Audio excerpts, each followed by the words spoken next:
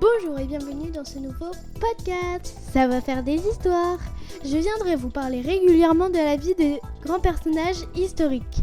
Je suis Mila, j'ai 12 ans et je suis passionnée d'histoire.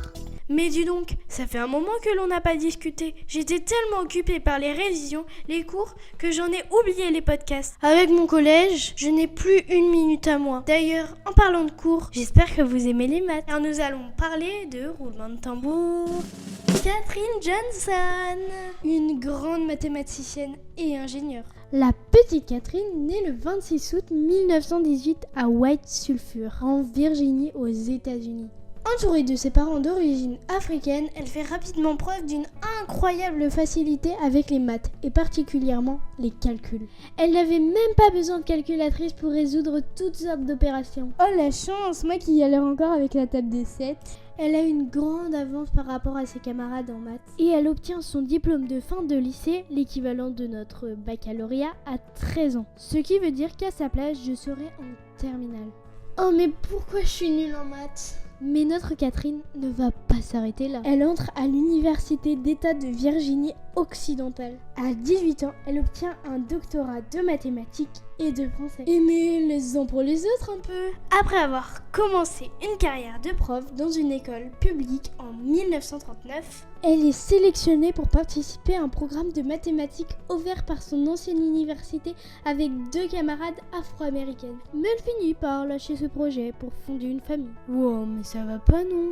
Déjà abandonner son rêve pour se marier, je ne comprends pas. Mais en plus, avoir des enfants et passer ses journées à changer les couches, là franchement, ça dépasse tout. Mais en 1952, une nouvelle opportunité s'offre à elle. On lui annonce qu'il y a des postes libres dans la sélection informatique du laboratoire de Langley. Rien à voir avec la langue, on parle bien du laboratoire. Ah oui, je vous l'avais pas dit, mais en plus d'être une star des maths et en français, elle sait aussi utiliser l'informatique comme une pro. Et dans les années 50, c'était vraiment la classe. En 1953, elle intègre l'équipe constituée de femmes de couleur pour aider des ingénieurs à résoudre des calculs très complexes. Une sorte de super calculatrice humaine. Elle est intégrée quelques jours à une équipe d'ingénieurs aéronautiques, pour les avions donc.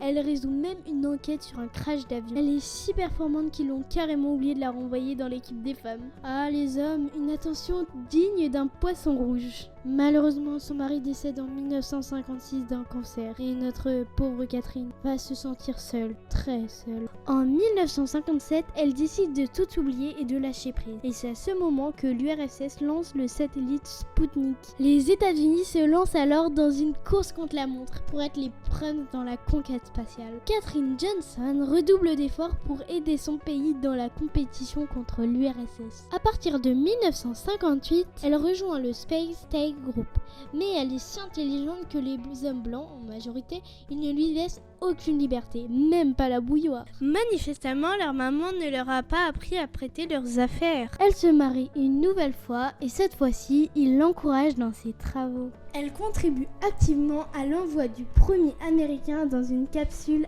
en orbite. Sauf qu'au moment de remercier tout le monde, elle n'est même pas citée. Et les gars, c'est pas la reconnaissance qui vous étouffe? Pire, il faudrait attendre des dizaines d'années avant que son nom soit cité. Alors que Catherine a apporté beaucoup à l'astronautique.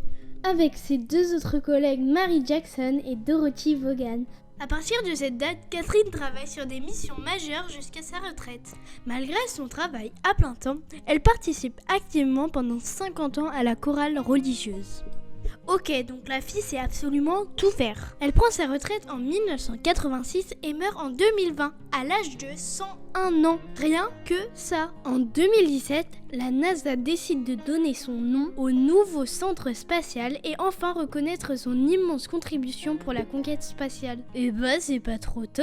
J'adore son histoire. Quand on y pense, elle a vaincu tellement d'obstacles dans sa vie en tant que jeune femme noire. Elle a réussi dans les secteurs les plus innovants de son temps et ce malgré le manque de reconnaissance. Elle ne s'est jamais découragée. Je dédicace cet épisode à ma tata Audrey qui est une super prof de maths et qui m'a conseillé de m'intéresser à cette femme extraordinaire. C'est là qu'on va conclure ce podcast. Merci de m'avoir écouté jusqu'au bout. On se retrouve dans un prochain épisode. Ça va faire des histoires. Enfin, si vous le voulez bien. Bisous.